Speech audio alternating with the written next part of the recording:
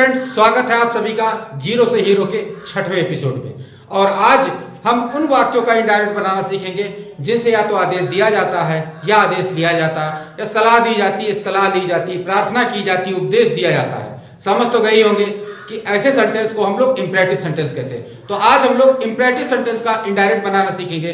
तो imperative sentence में जैसा कि अभी तक आप लोग सुनते आए कि रिपोर्टिंग वर्ब, जो कि सेट टू को टोल्ड कर दिया जाता था, आस्क किया आप लोगों ने, लेकिन ना तो यहाँ पे टोल्ड होगा, ना तो यहाँ आस्क होगा, ना तो यहाँ टेल होगा। यहाँ पे हर एक सेंटेंस में उसके भाव, उसके जो मूड के अकॉर्डिंग इसमें रिपोर्टिंग वर्ब हर सेंटेंस में चेंज होती रहेगी। अब वो किस सेंटेंस में किस प्रकार से चेंज होगी, ये तो इस वीडियो के लास्ट तक देखने पर ही आपको पता लगेगा। तो अब ज्यादा देर न करते हुए चलिए वीडियो में आगे बढ़ते हैं। ये है इंपरेटिव सेंटेंस। इसमें साफ साफ लिखा है कि इस प्रकार के वाक्यों से आदेश, सलाह, उपदेश या प्रार्थना का भाव प्रकट होता है। इसमें जो सब्जेक्ट होता है यू होता है।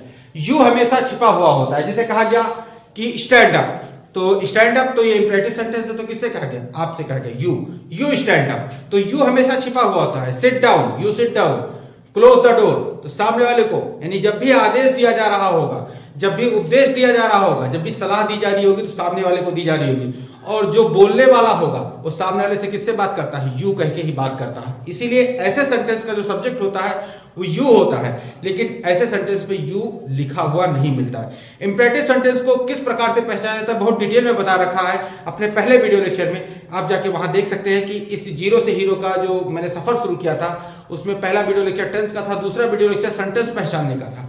वहां जाके आप देख सकते हैं कि किस प्रकार से आपको इंपरेटिव सेंटेंस पहचानना है। यहाँ पे आप इनडायरेक्ट बनाना सीखने आए हैं।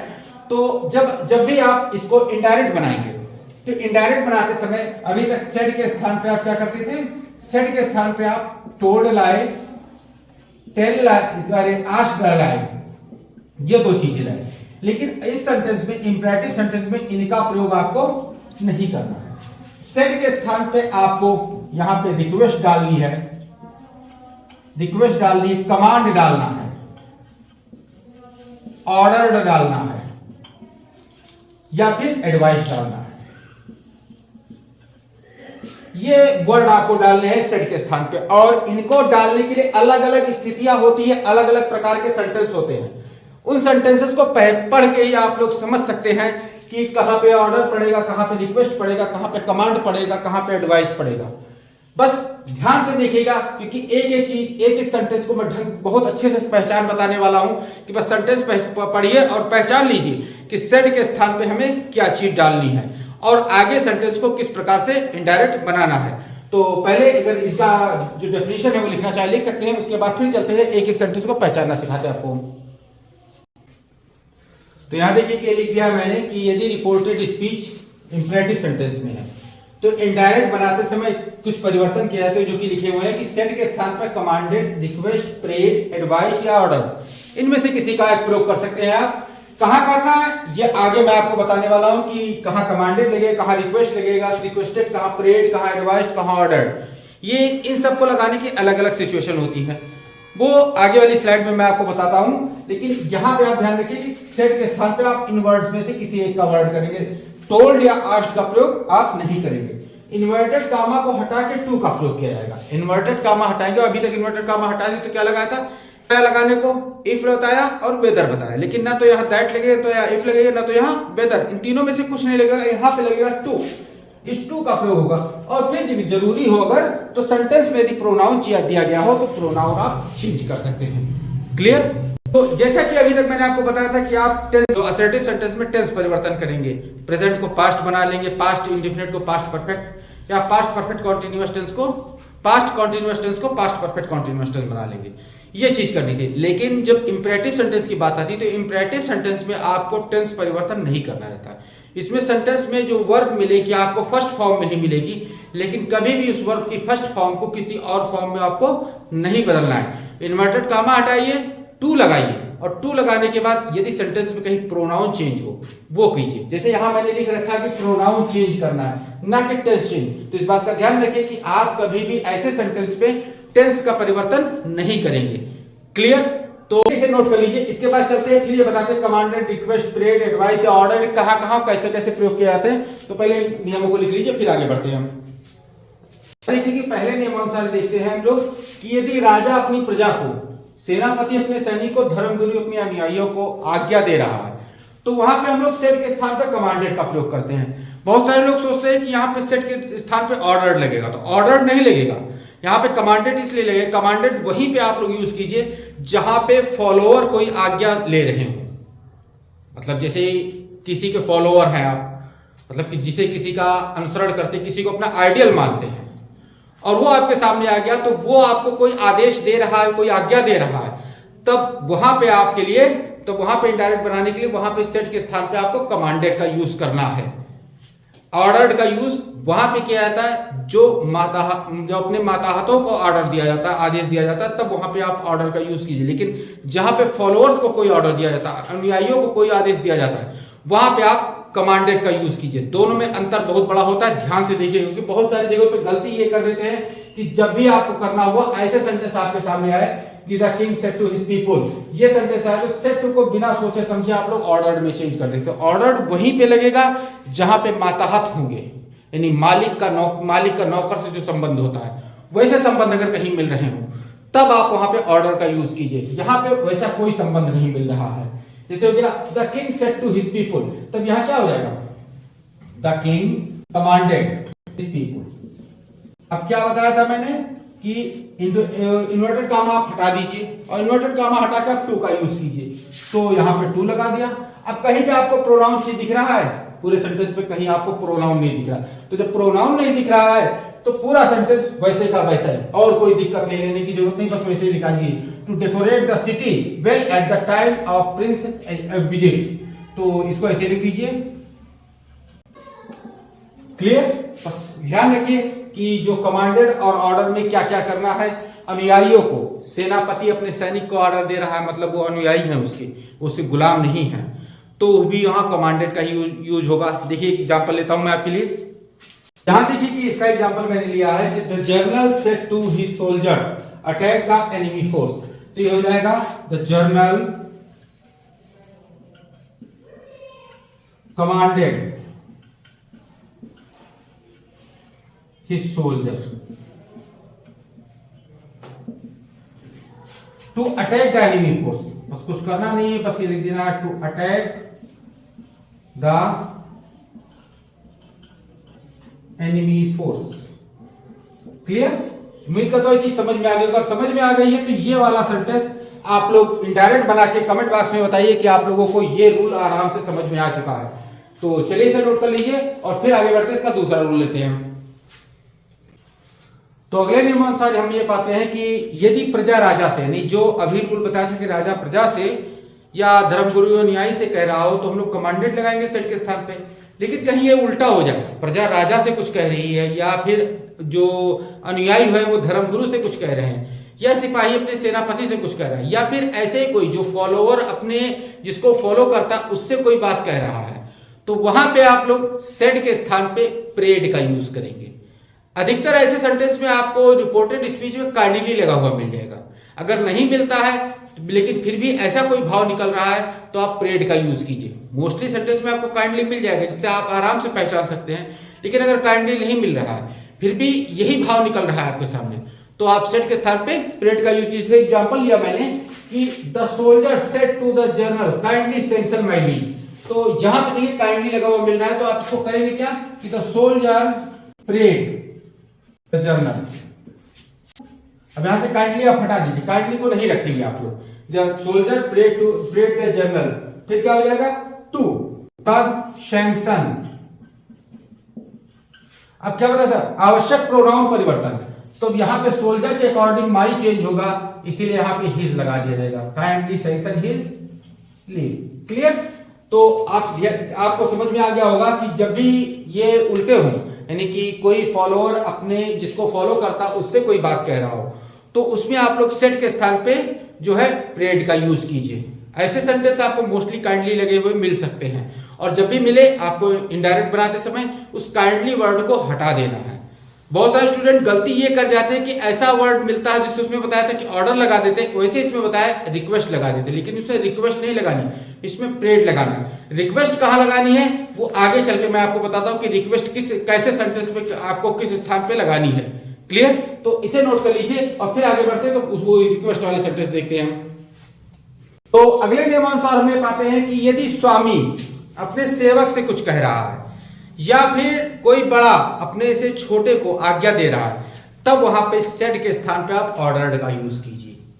ऑर्डर्ड और कमांडेड, बस एक लाइन में अंतर जान लीजिए कि ऑर्डर जब मिलेगा तब आपको हर हालत में वो काम पूरा ही करना पड़ेगा, और कमांड जब होगा आपके ऊपर निर्देशित किया जाए, कमांडेड जब लगा तब लगाया जाएगा जब काम पूरा करना या ना पूरा करना आपकी मर्जी पे ऊपर छोड़ दिया जाएगा कि आप चाहें तो पूरा कीजिए, ना चाहें तो ना पूरा कीजिए। जैसे कि आप लोगों ने अभी देखा कोरोना काल में मोदी जी ने कहा ताली बजाओ थाली बजाओ, तो क्या मोदी जी ने थोपा था कि सबको बजाना है?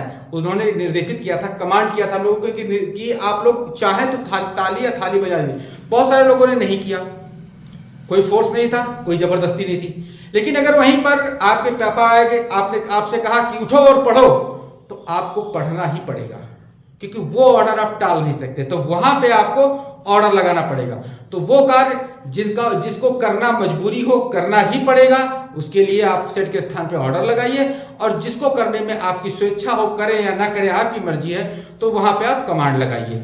प्रेड और रिक्वेस्ट में अंतर है कि जब भी रिपोर्टेड स्पीच काइंडली से शुरू मिल जाए आपको, तो वहां पे आप प्रेड का यूज कीजिए, और जब भी रिपोर्टेड स्पीच प्लीज से शुरू मिल जाए तो वहां पे आप रिक्वेस्ट का यूज कीजिए। ये ध्यान रखिए, दोनों में डिफरेंस ये होता है। जैसे कोई छोटा अपने से बड़े से रिक्वेस्ट करता है, प्रार्थना करता है कि प्लीज ये चीज मुझे दे दीजिए, तो वो प्लीज लगाता है। तो आपको भी सेंटेंस में रिपोर्टेड स्पीच में कहीं प्लीज लगा हुआ अगर मिल रहा है, तभी आप सेड के स्थान पे आप रिक्वेस्ट का यूज करेंगे। यदि काइंडली लगा हुआ मिल रहा है, या कोई मतलब जिसे कहते नहीं है कोई फॉलोअर अपने जो फॉलो करने वालों से प्रार्थना कर रहा है, तभी आप प्रे का यूज कीजिए। यहां देखिए दो एग्जांपल मैंने आपके लिए लिए हैं कि the master said to the servant finish the work by evening. मालिक ने अपने नौकर से कहा कि इस काम को शाम तक खत्म करो, अर्थात नौकर के पास कोई ऑप्शन नहीं कि शाम तक काम खत्म ही करना है, इसीलिए यहाँ पे सेड के स्थान पे हम लोग ऑर्डर का यूज करेंगे। दूसरा है कि the boy said to his mother, अब बच्चे ने अपनी मां से कहा please give me some money. अब यहाँ प्लीज लगा हुआ मिल रहा है, अर्थात इस सेड के स्थान पे हमें रिक्वेस्टेड का यूज करना है। क्लियर? तो चलिए देखिए इसका जो इनडायरेक्ट कैसे बनता है।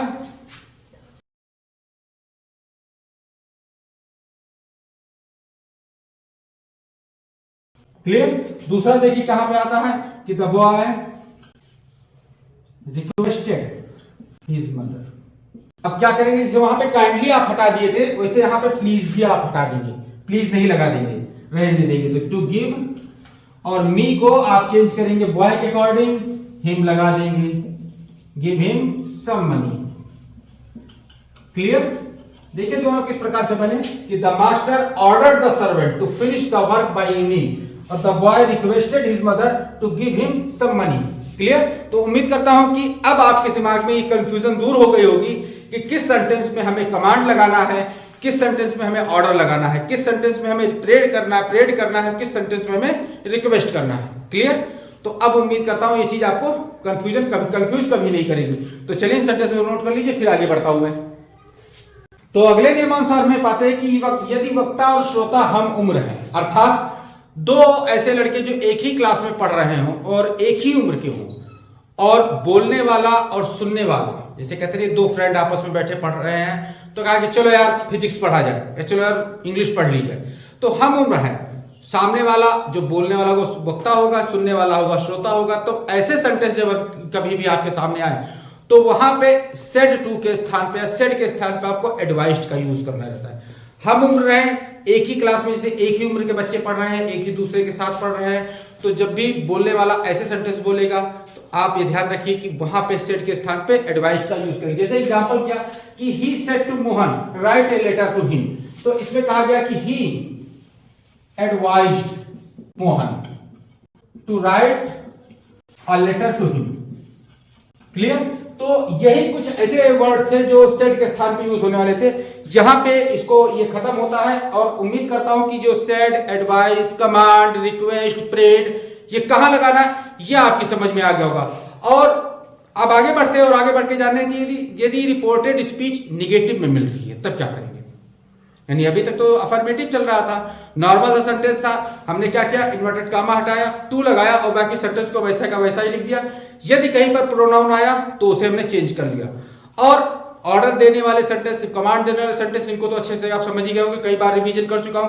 लेकिन अगर रिपोर्टेड स्पीच निगेटिव में आ जाए, यानी कि सेंटेंस की शुरुआत ही डू नॉट से हो या नेवर से शुरुआत हो, जैसे कि इंपरेटिव सेंटेंस में निगेटिव होते हैं कि इंपरेटिव सेंटेंस का निगेटिव आपने देखा होगा कि डू नॉट से स्टार्ट होता है या नेवर से स्टार्ट होता है। तो यदि नेवर से स्टार्ट हो रहा है, डू नॉट से स्टार्ट हो रहा है, तो आप करेंगे क्या, तब आप ये करेंगे कि जब भी आप इनडायरेक्ट बनाने चलेंगे तो आप डू नॉट नॉट को पहले रखेंगे, टू को बाद में रखेंगे।